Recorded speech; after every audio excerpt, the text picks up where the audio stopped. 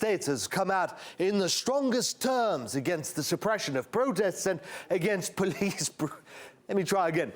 The United States says it condemns police brutality in other countries. The United States strongly condemns the use of harsh tactics against protesters and journalists this weekend in cities throughout Russia. Prior to today's events, the Russian government sought to suppress the rights to peaceful assembly and freedom of expression. I've gone ahead and put together a list of people and entities that have the right to lecture others on police brutality. So there's lawyers, for example. They know their stuff, right? What's legal and what isn't. There's the Pope.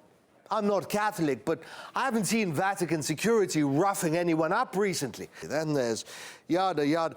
Oh, there's no America on this list, for very good reason.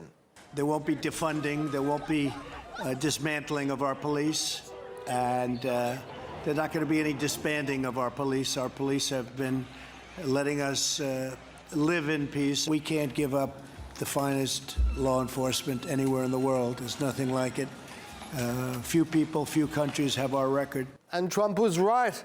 Few countries have a police force that unhinged. I didn't see anyone getting shot in Moscow, nor tear gas, nor sprayed with water cannons, but that was Trump. Let's see what Biden thinks about opposition protests. What we witnessed yesterday was not dissent, it was not disorder, it was not protest, it was chaos.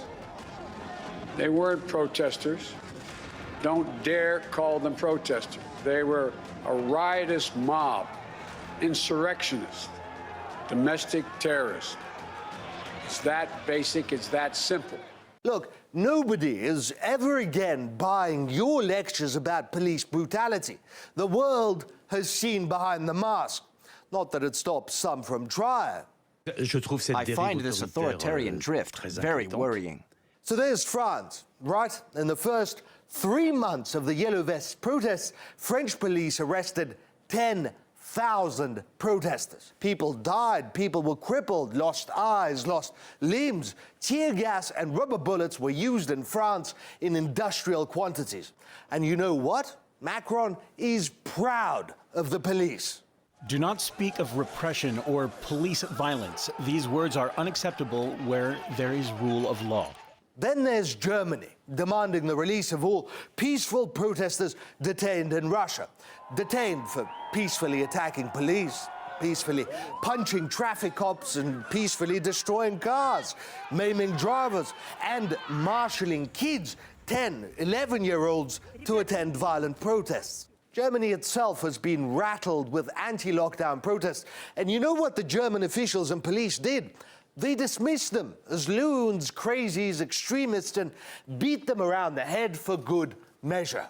The democratic constitutional state is alive and the police are its protective shield. I thank all the emergency services for this important service to our country. There was a time, not long ago, when the world looked up to Europe and America as beacons of freedom and liberty, the right way to do things.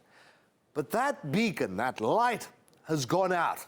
There are no illusions anymore about Europe or America being superior or better than everyone else. The time for hypocritical lectures has passed. No one can be bothered to listen anymore.